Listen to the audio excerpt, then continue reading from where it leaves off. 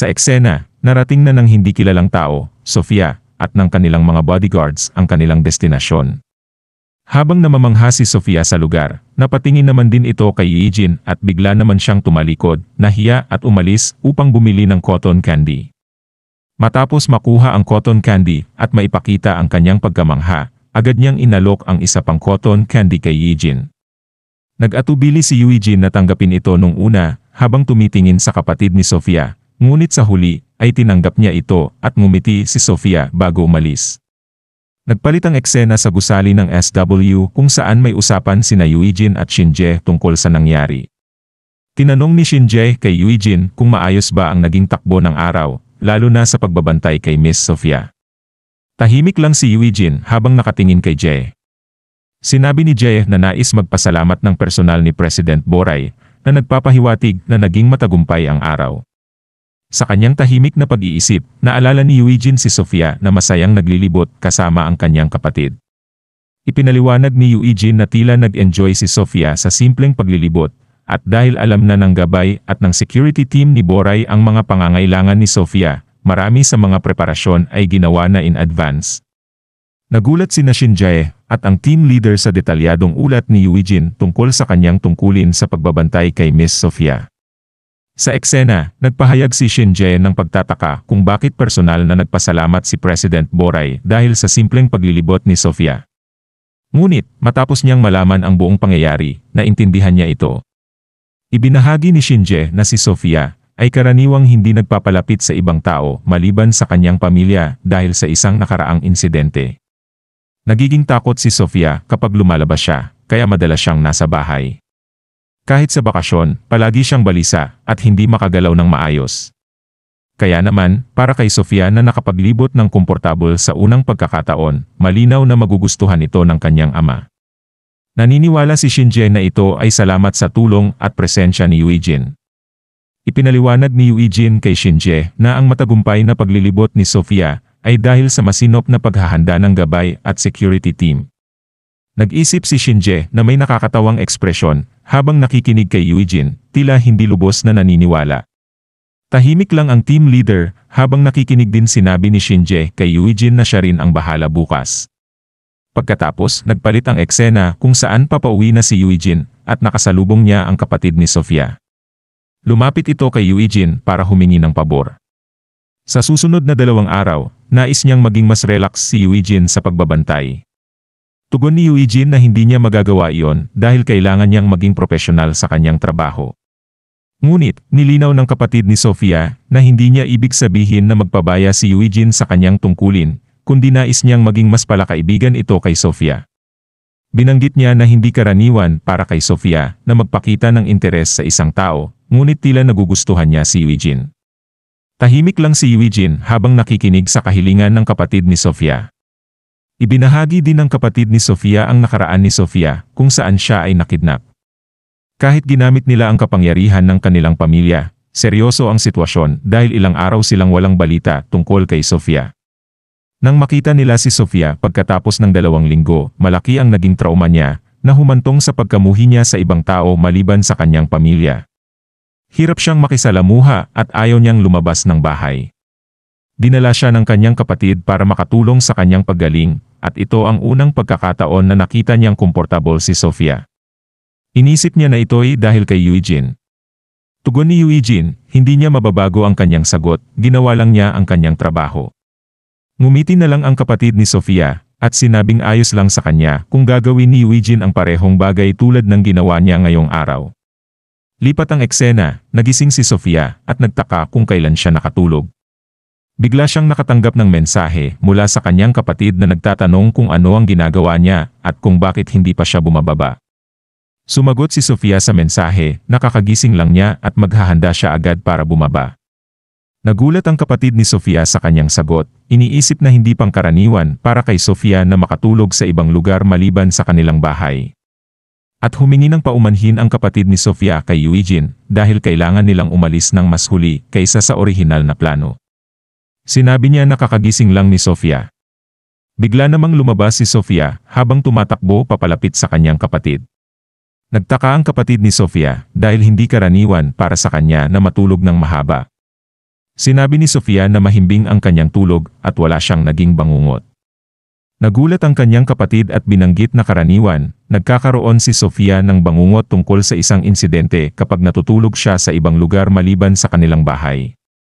Kinumpirma ni Sofia na karaniwan siyang nagkakaroon ng bangungot tungkol sa isang masakit na insidente, ngunit sa pagkakataong ito, hindi ito nangyari. Nagulat ang kanyang kapatid sa pagbabagong ito. Naalala ng kapatid ni Sofia ang isang pagkakataon kung saan nagkaroon si Sofia ng bangungot at siya, kasama ang kanilang mga bodyguards, ay tumakbo papunta sa kanyang kwarto dahil narinig nilang sumisigaw si Sofia. Nakita nila si Sofia na umiiyak, nanginginig, at takot na takot. Sinubukan ng kapatid niya na pakalmahin siya, sinasabing panaginip lang ito. Bumalik sa kasalukuyang oras, ngumiti ang kapatid ni Sofia, at sinabing mabuting naisip pala nila na magpunta sa lugar na ito. Sumang-ayon si Sofia na maganda nga ang kanyang naging karanasan. Pagkatapos, napansin ni Sofia si Eugene na nakatingin sa kanya. At tinanong ni Sofia nang may pagkamahiyain kung maayos ba ang tulog ni Eugene, na sinagot naman niya ng oo. Pagkatapos, habang sila ay nasa daan, nag-usisa ang kapatid ni Sofia tungkol sa pamilya ni Eugene. Sinabi ni Eugene na kasama niyang nakatira ang kanyang lolo at nakababatang kapatid na babae. Nagulat si Sofia nang malaman niyang may nakababatang kapatid si Eugene at nalaman niyang 17 taong gulang ito. Nagkomento ang kapatid ni Sofia na may pagkakapareho sila at tinanong kung ano ang relasyon ni Eugene sa kanyang kapatid. Binanggit niyang karaniwan ay hindi gaanong maganda ang relasyon ng magkakapatid. Sinabi ni Eugene na maganda ang relasyon nila ng kanyang nakababatang kapatid at madalas siyang alagaan nito. Nagkomento ang kapatid ni Sofia na mabuting kapatid ito at sinabi niyang madalas din siyang alagaan ni Sofia. Ngunit, nagprotesta si Sofia na baliktad ang sitwasyon at siya ang inaalagaan ng kanyang kapatid. Habang nangyayari ito, ngumingiti lang ang kapatid ni Sofia habang nakatingin sa kanya. Sa eksena, pagdating nila sa napagkasunduang lokasyon, agad na naakit ang atensyon ni Sofia sa isang food cart. Bigla niyang hinila ang manggas ni Eugene na ikinagulat naman nito. Ang kapatid ni Sofia ay nakatingin lang sa kanila habang nakangiti. Nagpalit ang eksena habang sila ay pabalik na sa bahay. Sa daan, biglang may humarang na ibang sasakyan sa kanilang daan na nagdulot ng biglaang pagpreno ng kanilang sasakyan. Nagulat ang lahat, lalo na si Sofia at ang kanyang kapatid. Sa biglaang pangyayari, ang babaeng kasama ng mga bodyguards sa isa pang sasakyan ay biglang naglabas ng baril at ang lahat ng bodyguards ay binaril nito. Sa eksena, nag-uusap ang hindi kilalang tao at ang kanyang bodyguard. Ibinahagi ng bodyguard na nagsimula na ang operasyon. Nagtanong ang hindi kilalang tao kung sino ang ipinadala ng Forrest. Sinabi ng bodyguard na ang ipinadala ay may mataas na pagtasa sa loob ng grupo ng Forrest at kasama niya ang ibang mercenaries na kanyang katrabaho. Nagulat ang hindi kilalang tao na isa lang ang ipinadala ng Forrest at sinagot ng bodyguard na kahit ito ang unang opisyal na trabaho ng taong iyon, tiyak na may kasanayan ito dahil pinili siya ng Forrest. Nagkomento ang hindi kilalang tao na malalaman na nila kung gaano kahusay ang Forrest dahil ito ang lugar na kanilang inihanda maliban sa camp na tinatwag nila. Nagpalit ang eksena sa daan kung saan napansin ni Eugene ang babae na lumabas mula sa kotse na may bahid ng dugo sa kanyang damit at hawak ang isang baril. Lumitaw din ang iba pang kasamahan ng babae mula sa kotse na mukhang handa na sumugod sa lokasyon ni Eugene, Sofia at ng kanyang kapatid. Nagmamadali si Eugene at sinabihan ang grupo na maghanda na para umalis. Nagulat ang kapatid ni Sofia at hindi agad nakaunawa sa sitwasyon. Bagamat ngumiti siya, halata pa rin ang kanyang pag-aalala. Siniguro niya na hindi dapat mag-alala dahil asikasuhin ng kanilang security team ang sitwasyon. Ipinaliwanag ni Eugene sa kapatid ni Sofia na dalawa lang sa kanilang mga bodyguards ang may permisong magdala ng baril. Isa ay nasa unahang sasakyan, kaya iisa lang ang may baril sa kanilang grupo. Nagulat ang kapatid ni Sofia nang malaman ito. Lumitaw na ang lahat ng kanilang mga kalaban ay may kanya-kanyang baril, samantalang isa lang sa kanilang mga bodyguards ang armado. Agad lumabas si Eugene mula sa kotse para tulungan sina Sofia at ang kanyang kapatid na makatakas habang abala ang mga kalaban sa pakikipaglaban. Ngunit, napansin ng babaeng kalaban ang plano ni Eugene at agad niyang tinawag ang ilan sa kanyang mga kasamahan para habulin sila. Habang tumatakbo sina Eugene, Sofia, at ang kanyang kapatid, bigla huminto si Eugene at sinabihan silang magpatuloy nang wala siya. Ikinagulat ito ni Sofia at ng kanyang kapatid. Sa tensyonadong eksena, nagpahayag ng pag-aalala ang kapatid ni Sofia at pinakiusapan si Eugene na sumama sa kanila para sa kaligtasan. Sumang-ayon si Sofia, ipinapahayag na mas ligtas silang magkasama. Ngunit, matatag si Eugene sa kanyang desisyon at sinabing ginagawa niya lang ang kanyang trabaho. Nagulat ang kapatid ni Sofia sa determinasyon ni Eugene sa gitna ng panganib. Isa sa mga bodyguards ni Sofia at ng kanyang kapatid ay nag-utos na umalis na sila. Sinabi ng kapatid ni Sofia na kailangan nilang umalis at isipin ang kaligtasan ng taong nagpoprotekta sa kanila. Habang nag-aalala, sinabi ni Sofia kay Eugene na mag-ingat. Naiwan si Eugene na tahimik, pinapanood ang pag-alis ng grupo mula sa lugar. Sa nakakapigil hiningang eksena, napansin ni Eugene ang isa sa mga humahabol at agad siyang nagtago. Nang tumawag ang kaaway sa radyo upang ipaalam ang lokasyon ng grupo ni Sofia, bigla ang inatake ni Eugene ang kaaway sa lig na nagdulot sa pagbagsak nito sa lupa. Napansin ni Eugene ang dalawa pang humahabol at agad niyang kinuha ang baril ng kaaway. Gumawa siya ng diskarte para makaiwas sa mga bala at makarating sa isang ligtas na sulok. Mula sa kanyang kublihan, pinaputukan niya ang mga kaaway na ikinatama ng isa sa kanila.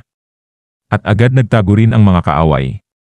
Ang babaeng kaaway ay nag-utos sa isa niyang kasama na manatili at labanan si Eugene habang siya naman ay hahabol sa pangunahing target nila. At agad na tumakbo ang babaeng kaaway upang habulin ang grupo ni Sofia. Napansin ni Eugene ang kanyang plano at agad siyang tumakbo sa direksyon kung saan nagpunta ang grupo ni Sofia. Ngunit, hindi siya pinayagan ng natitirang kaaway na makaalis ng madali.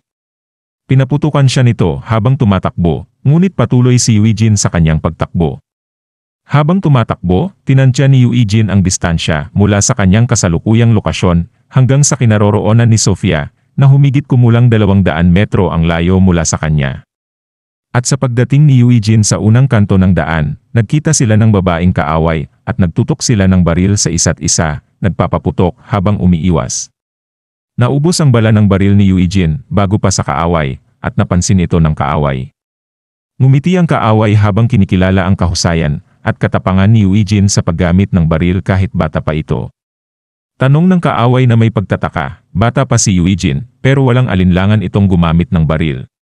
At mariin na tinatanong nito kung sino ba talaga si Eugene. Sa eksena, lumalapit ang babaeng kaaway kay Eugene na may pagkamangha at pagtataka sa kanyang edad at kakayahan bilang bodyguard. Pinuna niya na hindi pangkaraniwan para sa isang batang katulad ni Eugene na magamit ng maayos ang baril. Sinabi niya na batay sa paraan ng pagpapaputok ni Eugene, hindi niya inaakalang may malalim na kasanayan si Eugene sa paggamit ng baril. Habang ito ay binibigkas, tahimik lang si Eugene habang nakatitig sa kaaway. Kumilos si Eugene para ilihis ang atensyon ng kanyang kaaway. Tumingin siya sa likuran ng kaaway na parang may ibang tao doon bilang isang estratehiya para malito ito. Nang lingunin ng kaaway ang likuran niya at itinutok ang kanyang baril, agad na tumakbo si Eugene palapit sa kaaway at sinunggaban ito na nagresulta sa pagbagsak nilang dalawa sa lupa. Nagtagumpay si Eugene na mapawala ang baril mula sa kaaway, ngunit nagawa rin ang kaaway na maglunsad ng atake kay Eugene. Nakaiwas si Eugene at nakablok ng atake, at agad naman nagbigay siya ng kontrasuntok sa kaaway. Nagulat ang babaeng kaaway nang ipakita rin ni Eugene ang kanyang kasanayan sa malapitang labanan. Hindi nagpahuli ang kaaway at naglunsad ng sipa kay Eugene, na nagbigay sa kanya ng pagkakataon ng umiti dahil sa matagumpay na atake. Ngunit, mabilis na kumilos si Eugene at nahawakan ang binti ng kaaway at ibinalibag ito sa lupa. Nagngit-ngit sa galit ang kaaway at agad na sumuntok, ngunit nailagan ito ni Eugene na nagtulak sa kanya na umatras. Sa sandaling katahimikan habang nagtitigan sila, napansin ng kaaway ang baril sa lupa at agad itong tumakbo para kunin ito at paputukan si Eugene. Pero napansin agad ni Eugene ang kilos ng kaaway at mabilis na kumilos para magtago at iligtas ang sarili mula sa mga bala. Naiinis ang babaeng kaaway at sinabing hindi niya inaasahan na mahusay din si Eugene sa malapitang labanan. Akala niya, ginagamit lang ng SW si Eugene para sa karanasan sa trabaho, ngunit napagtanto niyang seryoso ang kanyang kakayahan. Pagkatapos, agad siyang tumawag at nang matapos ang tawag, nag-utos siya na umalis na sila. Nagpalit ang eksena kay Eugene na tumatakbo at tinawagan siya ng kapatid ni Sofia habang nagtatago sila sa isang sulok. Sa kasunod na eksena, nasa loob na sila ng lugar kung saan sila nagtago. Tinanong ni Eugene kung bakit naroon pa rin sina Sofia at sinabi nito na naghihintay sila ng backup. Ipinaliwanag ng bodyguard na mahirap para kay Miss Sofia na patuloy na lumipat ng lokasyon dahil sa kanyang kondisyon. Mas mainam daw na magtago at maghintay ng backup kaysa sa patuloy na pagtakbo. Sinabi rin niyang humingi na sila ng backup at inaasahan nilang darating ito agad. Tiningnan ni Eugene si Sofia na mukhang pagod at takot. Pinuri ng bodyguard si Eugene sa pagtanggal ng atensyon ng mga kaaway sa kanila. Sinabi ni Eugene na maswerte lang siya, ngunit iginiit ng bodyguard na hindi lang ito swerte dahil malinaw na sanay ang mga kaaway. At hindi na lang kumibo si Eugene. Nagtatanong ang kapatid ni Sofia tungkol sa nangyaring pag-atake at kung kasabwat ba ang kanilang tour guide. Kinumpirma ng bodyguard na ang babae na kanilang inupahan bilang tour guide ay isa sa mga umatake. Sinabi niyang nagsagawa ng masusing investigasyon ang security team, ngunit tila may nakaligtaan sila. Nagulat ang kapatid ni Sofia na kasama nila ang isang mapanganib na tao nang hindi nila nalalaman. Ipinaliwanag ni Eugene na ang posibleng layunin ng mga kalaban ay kidnapin sila. Kung naisa na ng mga kaaway na patayin sila, sana'y ginawa na ito ng babaeng nagpanggap na tour guide. Ikinagulat ni Sofia at ng kanyang kapatid ang paliwanag ni Eugene at nagdulot ito ng pagkabahala sa kanila.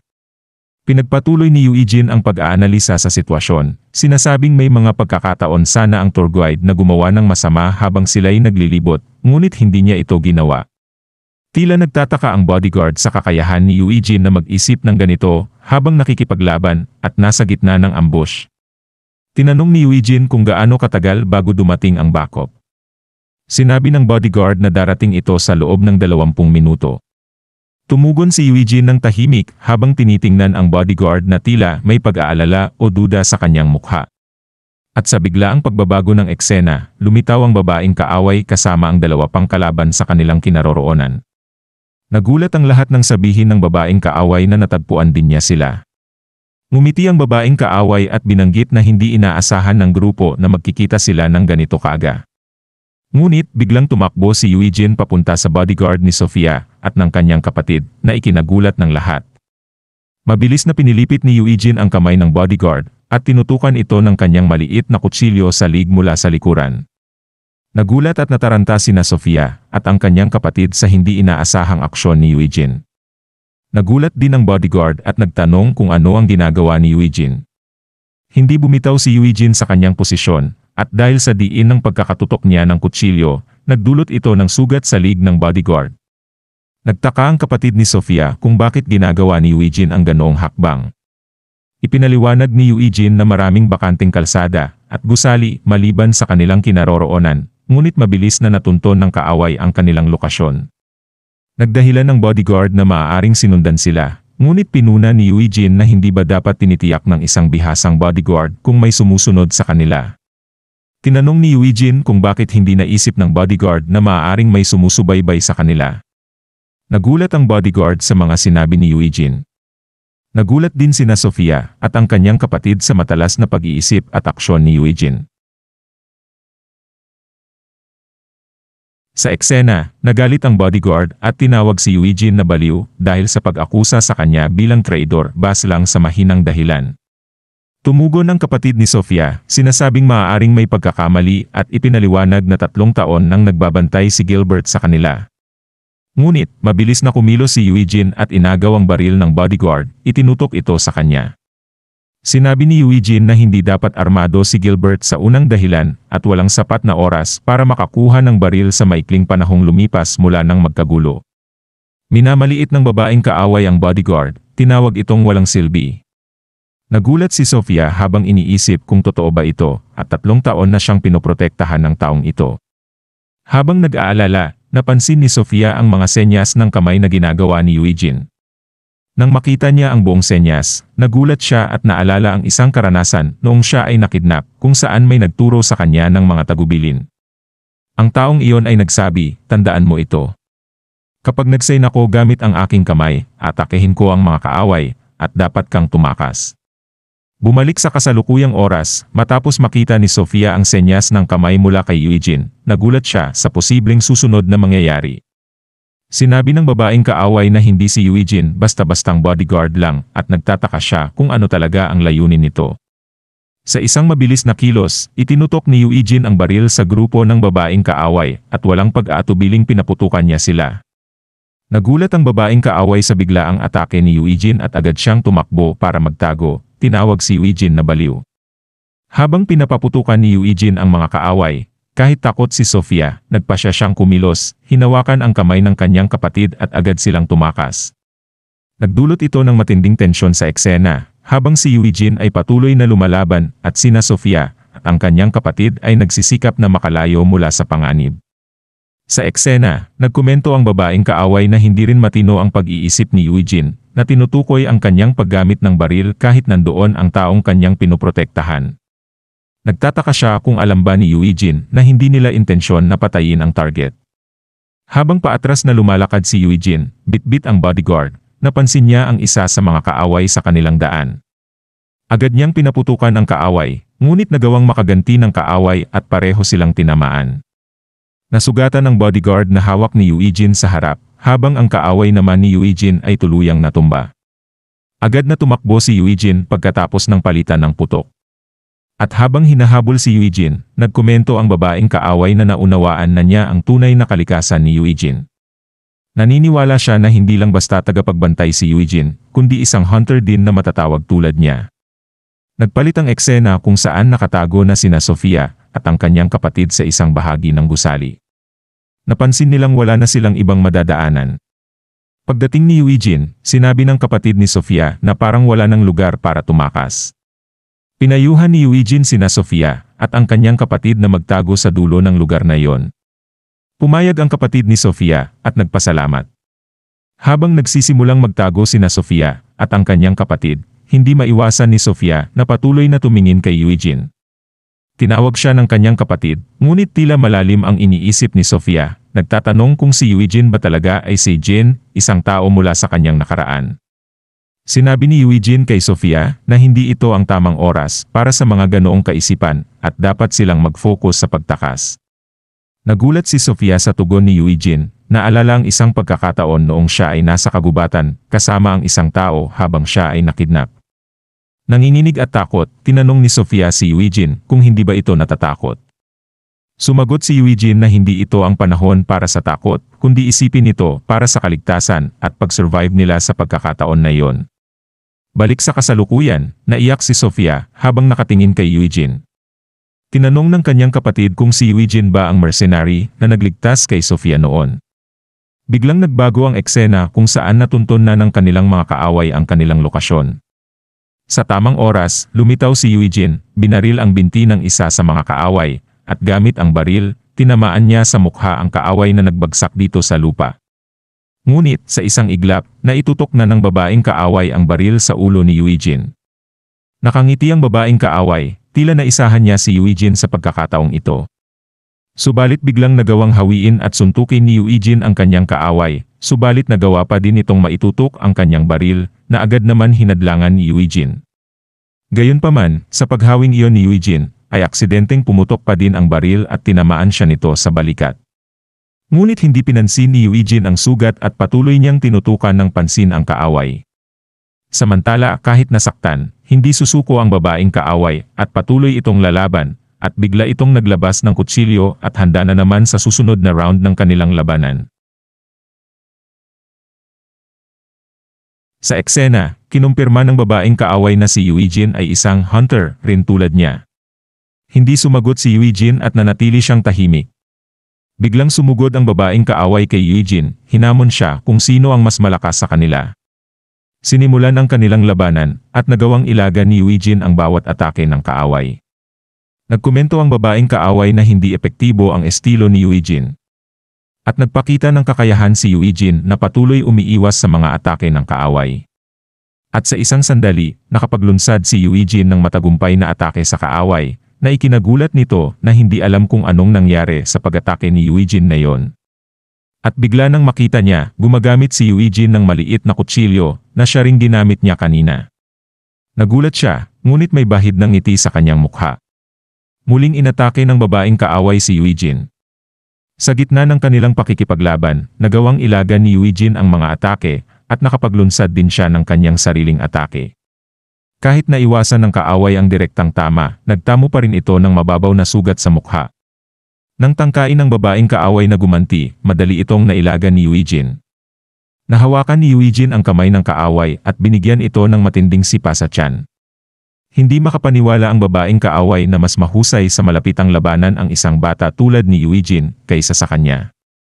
Iniisip niya kung paano nangyari ito, lalo na't sa kanyang karanasan sa malaimpyernong training sa forest, kahalintulad sa camp na tinatawag, kung saan siya ay kinilala at dumaan sa maraming tunay na labanan.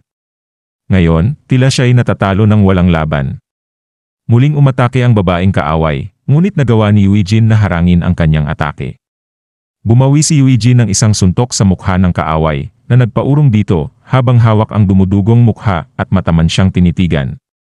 Sa hindi inaasahang pagkakataon, biglang dumating ang pulisya sa kanilang lokasyon. Galit na nagbanta ang babaeng kaaway kay Eugene na magkikita silang muli bago siya mabilis na tumakas. Nakatingin sina Eugene, Sofia, at ang kanyang kapatid habang nangyayari ito, at nakadama sila ng ginhawa na natapos na ang panganib. Nagpalit ang eksena kung saan nakikipag-usap ang kapatid ni Sofia kay Eugene pagkatapos ng insidente. Nagpasalamat ang kapatid ni Sofia, at sinabing hindi niya naipahayag ng maayos ang kanyang pasasalamat kahapon dahil sa sitwasyon. Tugon ni Eugene na ginawa niya lang ang kinakailangang gawin. May ngiti sa mukha ng kapatid ni Sofia habang kinikilala niya ang paulit-ulit na sinasabi ni Eugene na ginawa lamang niya ang kinakailangan. Inamin ng kapatid ni Sofia na sa una, inakala niyang responsable lang talaga si Eugene, ngunit matapos malaman ang mga pangyayari, mas naintindihan na niya ang bigat at kahalagahan ng mga salitang iyon. Samantala tahimik lang si Eugene habang nakikinig. Ibinahagi ng kapatid ni Sofia ang tungkol sa bodyguard na nagtaksil sa kanila. Lumalabas na kamakailan lang ay nasangkot ito sa pagsusugal at nangailangan ng pera. Nang may lumapit sa kanya na nag-alok ng malaking halaga, hindi niya ito natanggihan. Binigyang diin niya na lubos na naapektuhan si Sofia sa pagtataksil ng taong nagbantay sa kanya ng 3 taon, lalo na't hindi siya mahilig lumabas ng bahay. Nangangamba siya na mas malalim ang epekto nito kay Sofia kaysa sa kanya. Dahil sa insidenteng nangyari kahapon, napagpasyahan nilang umuwi na sa araw ding yon. Nagpahayag siya ng panghihinayang na kailangan nilang magpaalam kay Eugene ng mas maaga kaysa inaasahan. Tahimik lamang si Eugene habang pinakikinggan ito, tila nagulat sa mga nangyari, ngunit pinanatili ang kanyang pagiging kalmado. Ibinahagi ng kapatid ni Sofia na nakidnap si Sofia noon, at isang tao lang ang nagligtas sa kanya mula sa isang sitwasyon na hindi nila lubos na maunawaan. Matagal nilang sinubukang hanapin ang taong iyon, ngunit hindi nila ito nakita. At sa buntong hininga, tinanong niya kung si Eugene kaya ang nagligtas kay Sofia noon. Matapos ang sandaling katahimikan, sumagot si Eugene na maaaring nagkakamali sila. Nagulat ang kapatid ni Sofia sa sagot ni Eugene, ngunit may bahagyang ngiti siyang ipinakita, tila tinanggap ang katotohanan. Lipat ang eksena, nagpapaalam na ang kapatid ni Sofia kay Shinje, nagpapasalamat sa kabutihan na ipinakita ng SW. Nasa likod niya si Sofia habang nakatingin lang kay Eugene. At nang handa na silang umalis, biglang tumakbo si Sofia papalapit kay Eugene na ikinagulat ng kanyang kapatid at ng iba pang nandoon. Agad niyang niyakap si Eugene. At habang niyayakap si Eugene, tinawag niya itong Jin. At nagpasalamat si Sofia at sinabing masaya siyang makitang muli at maayos ang kalagayan ni Eugene. Nagulat si Eugene sa ginawa ni Sofia, ngunit ngumiti siya at sinabing masaya rin siya na maayos ang kalagayan ni Sofia. At nagkaroon ng sandaling pagtitig sina Sofia at Eugene sa isa't isa. Nakangiti, nagpaalam si Sofia kay Eugene at sinabing mag-ingat din ito. Pagkatapos, bumalik siya sa kanyang kapatid at sumakay sila sa kotse para tuluyan ng umalis, habang si Eugene ay tahimik na pinapanood silang umaalis. Sa loob ng kotse, sinabi ng kapatid ni Sofia na natutuwa siyang nagpunta sila sa Korea. Tumugon si Sofia na may ngiti na sumasang-ayon sa kanyang kapatid. Sa eksena sa SW Training Facility, tinapos ng trainer ang sesyon ng pagsasanay para sa araw na yon at sinabing maaari nang umalis ang lahat. Ang mga bodyguards ay lumapit kay Eugene at tinanong siya tungkol sa kanyang sinabi na pagbabahagi ng kanyang bonus sa lahat. Sinabi nila na kahit magkakasama sila bilang isang team, hindi nila kailangan ng ganitong uri ng tulong. Ang gusto lang nila ay sumali si Eugene sa kanila pagkatapos niyang gumraduate. Tahimik lang si Eugene habang nakikinig sa kanila, habang si Sukjo naman ay nakangiti sa sinabi ng kanyang mga kasamahan. Samantala pinagmamasdan ni Shinjae kung paano nakikipag-usap ang mga bodyguards kay Eugene. Nagkomento siya na mahirap intindihin si Eugene at nabanggit na maging ang presidente ay nagsabi na bibigyan si Eugene ng espesyal na atensyon matapos ang insidente.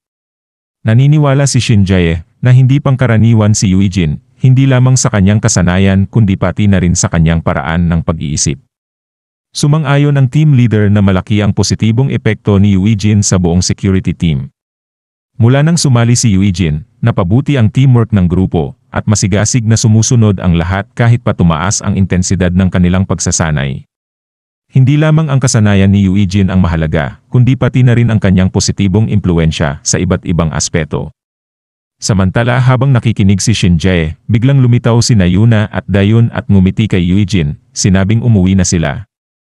Agad napansin ni Shinjae si Dayun at tinanong kung siya ba ang nakababatang kapatid ni Eugene. Kinumpirma ng team leader na siya nga. Bati ni Dayun sa lahat ng bodyguards ay may kasamang pagngiti. Ipinaliwanag ni Yuna na dinala niya si Dayun sa lugar na yon dahil hindi pa ito nakakabisita doon dati. Nagulat ang mga bodyguards nang malaman nilang kapatid ni Eugene si Dayun. Napansin nila ang pagkakapareho ng kanilang itsura. Samantala, ngumiti lang si Eugene habang pinapanood niya ang pakikipag-ugnayan ng kanyang kapatid sa iba. Nakangiti rin si Shinjae at nagkomento na ang tanging pagkakataon na nakikita niyang nagpapakita ng ganoong ekspresyon si Eugene ay kapag kasama niya ang kanyang pamilya. Lipat ang eksena, namimili sina Eugene at Dayun sa supermarket. At napapansin ng ilang tao doon kung gaano kagwapo si Eugene. Samantala tinanong naman ni Dayun si Eugene kung may gusto ba siyang partikular na bilhin o kainin. Sumagot si Eugene na wala siyang partikular na gusto at kahit ano ay ayos lang sa kanya. Nagbiro si Dayun na lagi na lang ganito ang sagot ni Eugene, ngunit ito ay nagbibigay ng dagdag na presyon sa taong maghahanda ng pagkain. Nagulat si Eugene sa sinabi ni Dayun at nag-alok siya na lang ang maghahanda ng pagkain. Tumanggi si Dayun at sinabi niyang siya na ang gagawa nito. Nagpumilit si Eugene na kaya rin niyang magluto. At ipinaliwanag ni Dayun kay Eugene kung bakit gusto niyang siya ang maghanda ng pagkain. Sinabi niya na mula nang siya'y bata pa, ang kanilang lolo na ang nag-aalaga sa kanya.